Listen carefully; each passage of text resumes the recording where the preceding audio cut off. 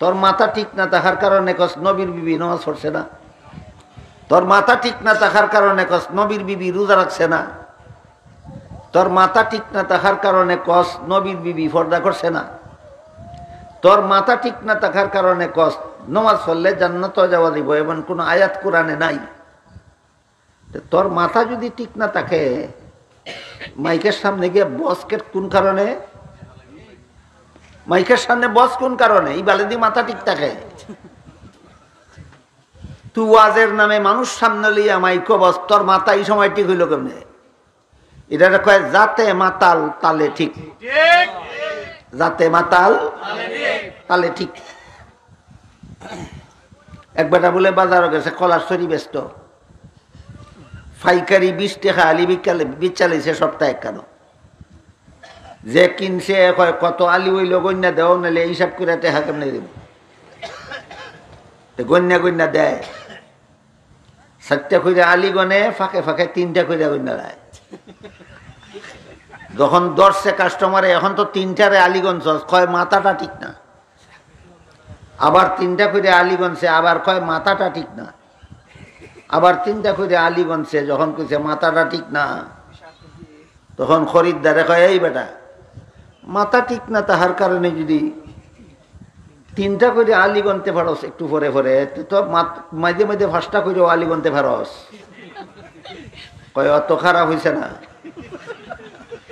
কত খারাপ হয়েছে? যৎকান খারাপ হইলে 3টা গন্ত ফারে অতকান খারাপ হয়েছে। যৎকান মাথা খারাপ হইলে 5টা করে আলি গনব, অতকান খারাপ হয়েছে না? ঠিক তেমনি ভাবে এই মাতাল যৎকান মাথা খারাপ হইলে নবীর বিবি নামাজ পড়ছে না কোন যায় অতকান খারাপ হয়েছে। যৎকান মাথা খারাপ হইলে নবীর বিবি রোজা রাখছে না কোন যায় অতকান খারাপ হয়েছে।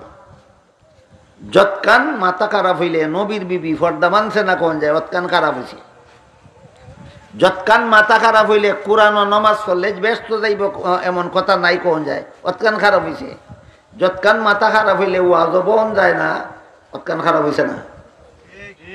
ওই কলা বেসুরার মতো এটা হইল যাতে মাতাল তালে ঠিক।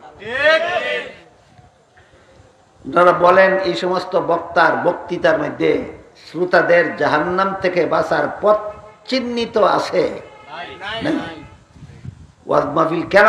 একমাত্র কারণ যারা আলিমও না, যারা ছাত্রও না মাদ্রাসার, এদেরকে শুধু জাহান্নাম থেকে বাঁচার পথটা চিনাইয়া দেওয়া এই সমস্ত ওয়াজ মাহফিলের একমাত্র উদ্দেশ্য।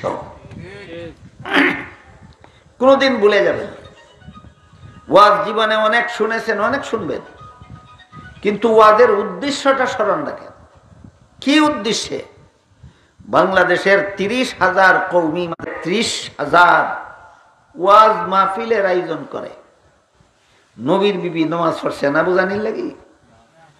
নবীর বিবি রোজা রাখছে না বুঝানির লাগি? নবীর বিবি পর্দা মানছে না বুঝানির লাগি? নামাজ পড়লে ব্যস্ত যাওয়ান যাইব কথা কোরআনে নাই কইবার লাগি? না সব মানুষকে জাহান্নাম থেকে বাঁচার পথ দেখাবার জন্য? হ্যাঁ, সব মানুষকে জাহান্নাম থেকে বাঁচার পথ দেখাবার জন্য ওয়াজ মাহফিল। দান্দালি করার জায়গা ওয়াজ মাহফিল নয়।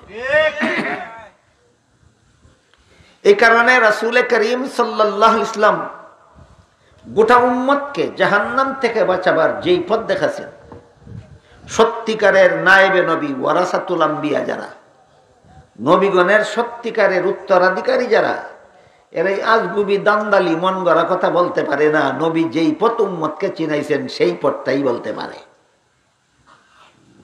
এই কারণে আমরা আজকের ওয়াজ মাহফিলে আসলাম কেন? শুধুমাত্র জাহান্নাম থেকে বাঁচার পথ চিনার জন্য।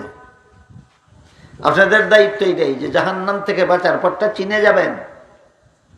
আর আমাদের দায়িত্ব একটাই, আপনাদেরকে জাহান্নাম থেকে বাঁচার পথটা চিনাইয়া দেব।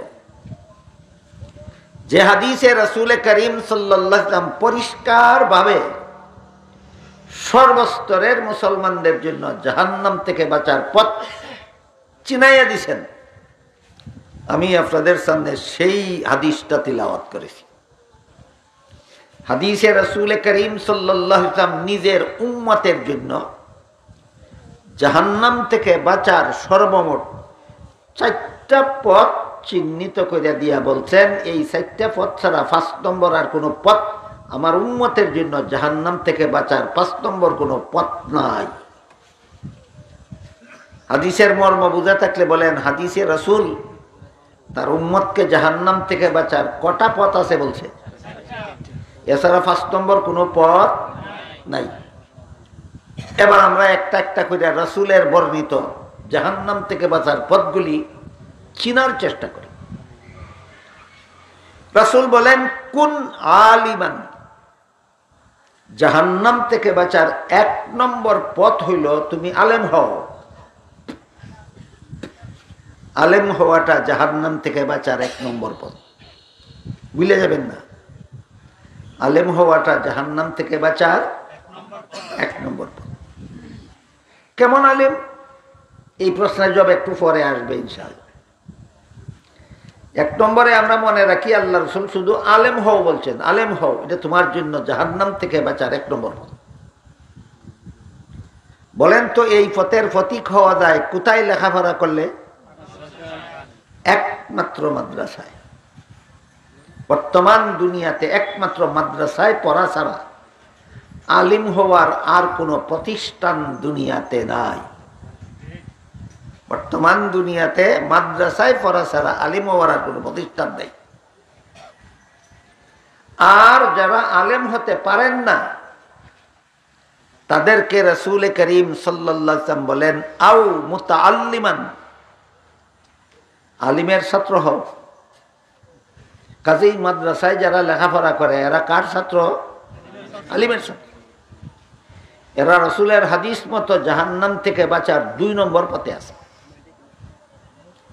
যারা মাদ্রাসায় লেখাপড়া করেছেন তারা আছেন জাহান্নাম থেকে বাঁচার 1 নম্বর পথে। যারা মাদ্রাসায় লেখাপড়া করতেছে তারা আছে জাহান্নাম থেকে বাঁচার 2 নম্বর। কিন্তু যারা আলেমও না, মাদ্রাসার ছাত্রও না, এই যে আগে বললাম, সারা জীবন গৃহস্থী করে, সারা জীবন চাকরি করে, সারা জীবন ব্যবসা করে, স্কুল কলেজে লেখাপড়া করে, আলেমও না, আলেমের ছাত্রও না, এদের জন্য রাসূল বলেন তোমাদের সকলের জন্য জাহান্নাম থেকে বাঁচার 3 নম্বর পথ আছে।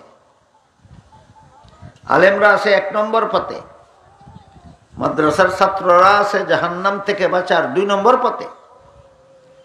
যারা আলিমও না, মাদ্রাসার ছাত্রও না, রাসূল এদের জন্য জাহান্নাম থেকে বাঁচার 3 নম্বর পথ বাতাইছেন।